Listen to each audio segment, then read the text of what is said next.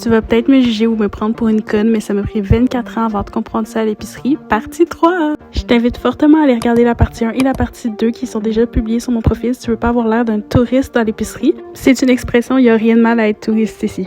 Allez, on commence. Donc, ça m'a pris 24 ans à comprendre que les céleris, il faut que les tiges soient vraiment fermes puis qu'il faut qu'ils tiennent vraiment droite. Évidemment, faut pas qu'ils soient mous ou flétris. Ça doit presque craquer quand tu le plies une fois à la maison. Les aubergines, faut que la peau soit lisse et brillante. Tu ne veux pas ce que tu vois en ce moment dans la vidéo. Faut pas que les aubergines soient ternes ou trop molles parce que ça veut dire qu'ils sont vraiment pas fraîches. Quand le maïs va être en saison, faut que les feuilles soient vertes et bien fermées. Si les feuilles sont sèches ou ouvertes, ça veut dire qu'il est moins frais. Le kiwi, faut qu'il soit légèrement mou. Faut pas qu'il soit trop dur parce que sinon il est pas prêt. Puis faut pas qu'il soit trop mou parce que sinon il va être trop mûr puis ça va juste pas être bon. Quand tu regardes les cerises dans un sac, faut vraiment que tu aies l'impression qu'elles soient fermes et brillantes. Si la tige est brune ou qu'elles sont molles, un peu ratatinées comme dans la vidéo, ben ça veut dire qu'ils sont moins fraîches. Comme tu vois, ceux-là ils ont l'air un petit peu molles. Les mûres, faut qu'elles soient vraiment bien noires. Faut qu'elles aient l'impression d'être fermes. Si elles sont un peu rougeâtres ou molles, ça veut dire qu'elles sont pas mûres ou abîmées. Un conseil que je te donne, c'est toujours de regarder en dessous du casseau. Si le fond est mouillé, c'est mauvais signe. Même chose avec les bleuets, faut qu'ils soient fermes, secs, de couleur uniforme. S'ils sont mous ou ils coulent, ça veut dire qu'ils sont moins frais. Fait que, encore une fois, on regarde le fond. Puis si le fond est mouillé, c'est un non pour moi. Les pommes grenades, faut qu'elles soient lourdes pour sa taille. Ça veut dire qu'il y a plus de jus. Faut que la peau elle soit ferme puis un peu tendue, si je peux dire. Faut que la couleur soit profonde et uniforme. Faut pas